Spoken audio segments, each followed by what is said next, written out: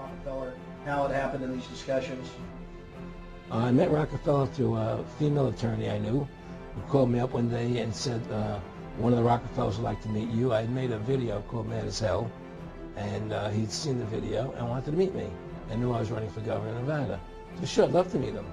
And I met him and I liked him, and he was a very, very smart man. And we used to talk and share ideas and thoughts. And he's the one who told me 11 months before 9/11 ever happened that there was going to be an event. Never told me what the event was going to be, but there was going to be an event, and out of that event, we would invade Afghanistan to run pipelines from the Caspian Sea. We were going to invade Iraq, you know, to take over the oil fields, establish a base in the Middle East, and make it all part of the New World Order. And we'd go after Chavez in Venezuela. And sure enough, later 9/11 happened, and I remember he was telling me how how you're gonna see soldiers looking in caves for people in Afghanistan and Pakistan and all these places, and there's gonna be this war on terror, which is no real enemy, and the whole thing is a giant hoax, you know, but it's a way for the government to take over the American people. He told you it was going to be a hoax. Oh yeah, oh yeah, there's no question. He says, there's going to be war on terror, and he's laughing. There's no... Aaron, you said that he was, and I think it's important, and I know this about the Rockefellers, from Dr. Dennis Cuddy and many others, who literally, he'll be 20 years old in a lunch line at college, and it was David Rockefeller. And he hears, I mean, they're experts at recruiting and getting what they call players, and that clearly he was, I mean, I want to make it specific and just get you to reiterate what you said last night about you got 30% of the vote, you were having an effect, you made Mad as Hell, they knew that you'd started the Constitution Party, yeah. They knew that you were don't touch. Yeah, yes, that did happen. I was definitely being recruited, but it's more subtle than that. Well, in your words, just go through the process and then what do you say? Well, what it is remember, we were friends, and we used to go to my house a lot, we'd have dinner, we'd talk, and he'd tell me about business investments, how you get involved in, you know, or they would help me with this business investment or that business investment. And was I interested in joining the Council on Foreign Relations? You know, I would have to get a letter to join them, but was I interested in that? And, you know, just stuff, you know, leading you on. And I used to say to him that I never really did that because that wasn't where I was coming from. And as much as I like you, Nick, you know, your ways and my ways were the opposite side of the fence. You know, I don't believe in enslaving people. Side of the fence. And, you know, I don't believe in enslaving people. You know, and he would come back with, "Oh, I do." Well, it would be more like, you know, it's better for them. It's more like, you know, how do I put it? It was like, what do you care about them? What do you care about those people? What difference does it make to you? Take care of your own life. Do the best you can for you and your family. What do the rest of the people mean to you? They don't mean anything to you. They're just serfs. They're just people. You know, it was just a lack of caring, you know, and that's just not who I was. It was just sort of like cold, you know. It was just like cold, you know. And I used to say to him, what's the point of all this? You have all the money in the world you need. You have all the power you need. What's the point? You know, what's the end goal? And he said the end goal is to get everybody chipped, to control the whole society, to have the bankers, the elite people, you know, the bankers and some governor controlling the world. And I said, do all the people in the Council on Foreign Relations believe this way you do? Said, no.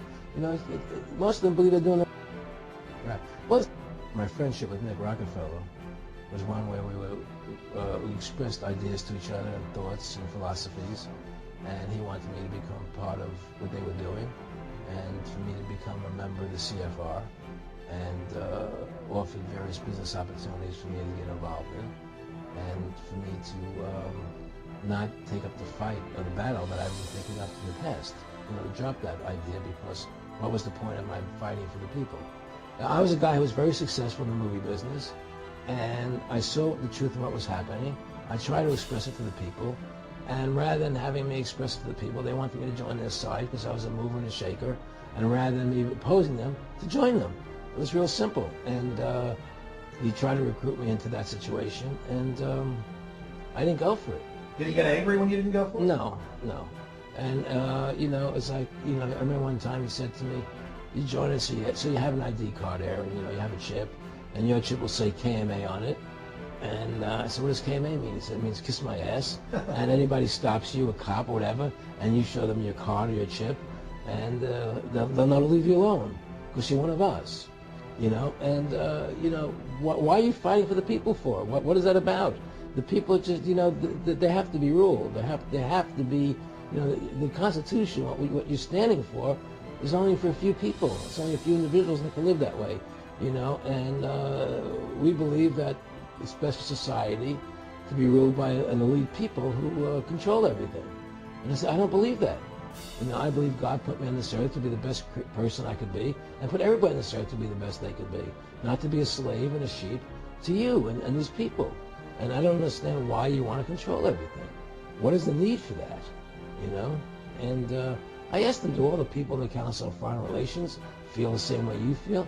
I said, no, a lot of them think they're doing the right thing. They think that socialism is the best way to go. They think that, that they're doing the right thing. But the people at the top, they all know the truth of what's happening, and that's what it is. So it's compartmentalized within the elite structure as well. Of course it is. Of course it is. I mean, all the people that are in the CFR, was that 2,000-3,000 people? If you go to like Dan Rather, they don't know what's going on. They join the CFR because it's prestigious. They think it's good for business. It's good for this. They don't know what's really happening. The evil that comes out of it, that's emanating out of it. And to me, the biggest evil is what's happening right now, because what happened on 9/11. I mean, Nick and I discussed many things. One of the things we discussed, or he brought up in conversation, was reducing world population, and felt that there were too many people in the world. In a way, I agree, there are too many people in the world, but I don't think I have the authority to say who's going to die and who's not going to die. But they felt that they wanted to reduce world population, and he felt that it should be reduced by half. He even mentioned to me once they were having a real problem trying to solve the Israel problem. Did you ever talk to Nick Rockefeller after he told you all this and then 9/11 took place? No. But he did. He told me that you're going to see men running around caves looking for Osama bin Laden. You're going to see men looking for, these guys, and they're going to be, They told you it was all going to be bull. It's a phony. The whole thing is a fake. It's a fraud. Was he laughing, or was he just coldly saying this? No, it was more laughing. Cynical. Laughing. It was more like, that's stupid everybody is. That's stupid everybody.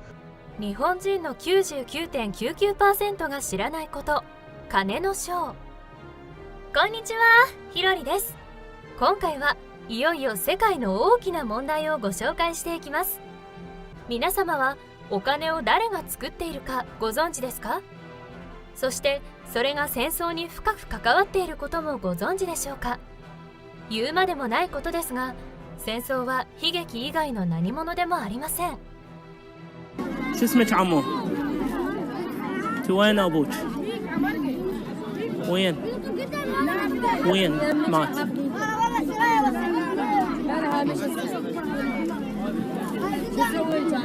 شنو متريقة متغدية متعشية؟ احكي. Hello, my name is Maysam. I'm 10 years old. I'm Palestinian. I live in Gaza. I want to tell you that I'm still alive and I'm not terrorist. So don't kill me. Give me the chance to still alive. Bye. 戦争は一体何が原因で起こっているのでしょうか？それはお金についての説明から始めなければいけません。例えばこのドルというお金、アメリカという国が発行していると思われがちですが、ドルは FRB という完全に 100% 民間の銀行が発行しています。こちらの映像をご覧ください。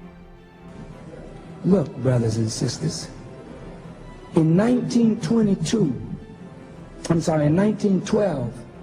on December the 22nd, the Central Bank of America was taken over by certain families. The Federal Reserve that prints the money is not owned by the government. Right. That's right. In Europe, a man by the name of Rothschild made this statement. He really didn't care who was king or ruler, as long as he controlled the finance. Rothschild had 5 sons, and he sent those sons into different parts of Europe. Yes, sir. Yes. He sent one son to England, one to France, one to Italy, one to Austria, and one stayed at home with the father in Germany. Yes, And they all became a part of the house of Rothschild, but through manipulation of money, the son in England grew up, and that became the Bank of England, the Bank of France, the Bank of Italy, the Bank of Austria, the Bank of Germany. These were central banks that printed the money of these nations that now were in the hands of a family that had spread out with not the intention of doing good, but the intention to become manipulators and controllers of the destiny of the world and nations. Come on. Go ahead. Europe had many conflicts. And the Rothschilds would finance both sides. That's right. That's right. What you don't understand is that war is a manipulation of money. That's right. この動画で名前が出たのはロスチャイルド家だけでしたが、 FRB の株主は1914年の時点ではこの人たちでした。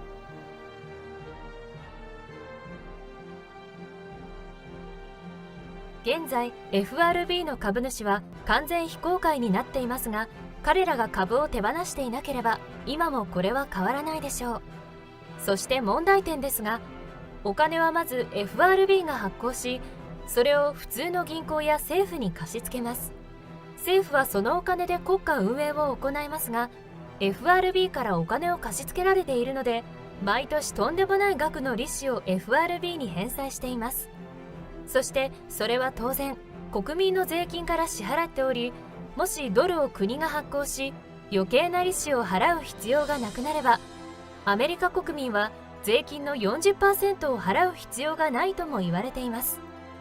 これらの件は大学の教授でも知らない方は多いですが、一部気づいた市民はブチギレています。 Bob, this is powerful, isn't it?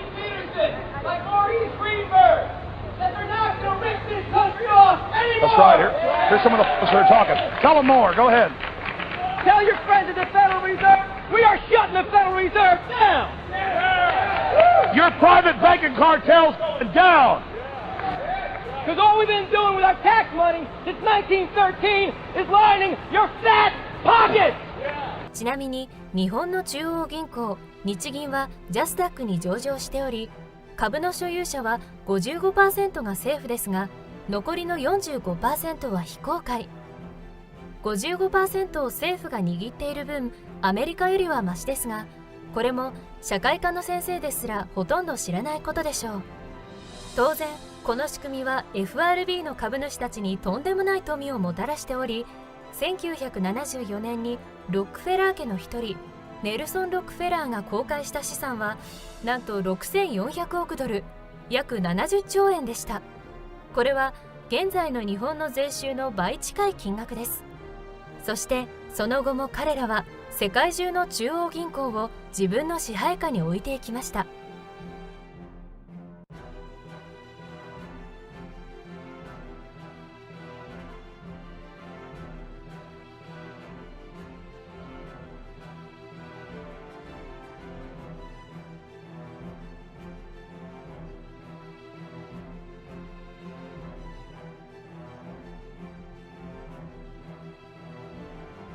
アフガニスタンは911でテロとの戦いを名目に戦争へ。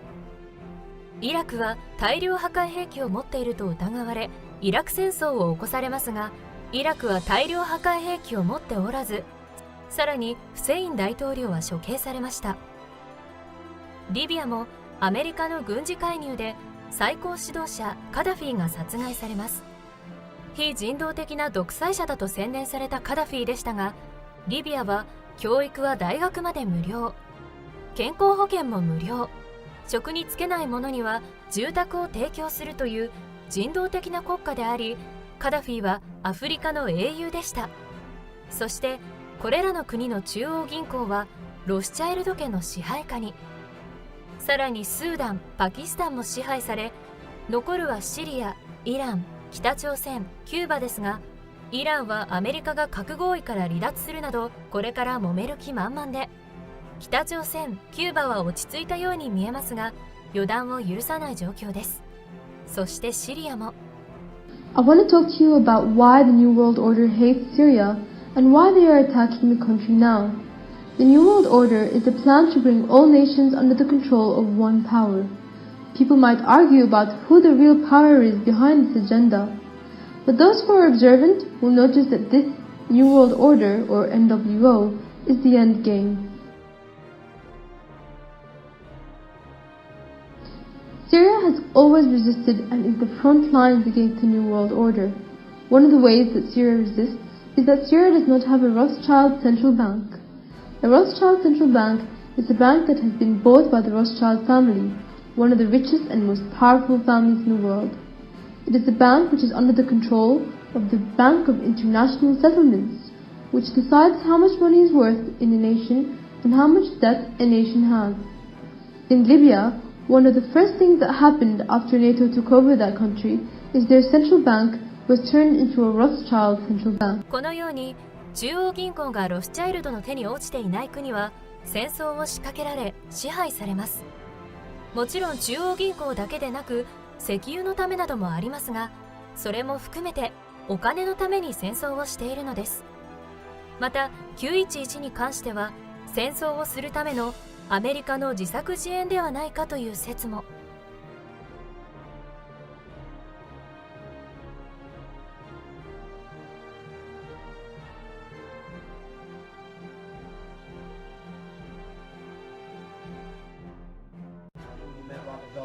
How it happened in these discussions?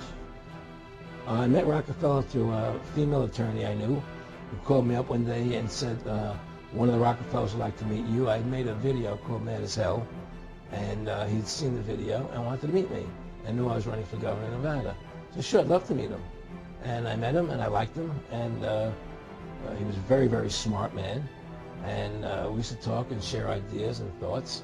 And he's the one who told me 11 months before 9/11 ever happened that there was going to be an event. Never told me what the event was going to be, but there was going to be an event, and out of that event, we would invade Afghanistan to run pipelines from the Caspian Sea.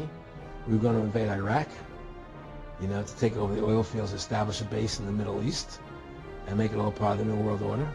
And we'd go after Chavez in Venezuela. And sure enough, later 9/11 happened, and I remember he was telling me how you're gonna see soldiers looking in caves for people in Afghanistan and Pakistan and all these places, and there's gonna be this war on terror, which is no real enemy, and the whole thing is a giant hoax, but it's a way for the government to take over the American people. He told you it was going to be a hoax. Oh yeah, there's no question. He says, there's going to be war on terror, and he's laughing. There's no, They told you it was all going to be bull. It's a phony. The whole thing is a fake. It's a fraud. Was he laughing, or was he just coldly saying this? No, it was more laughing. Cynical. Laughing. It's more like, how stupid everybody is. How stupid everybody. いかがでしたか？人類最大とも言える問題。それは通貨発行権が民間企業の手にあるということ。それにより格差はどんどん開き、一般市民の暮らしはどんどん貧しくなっていくのです。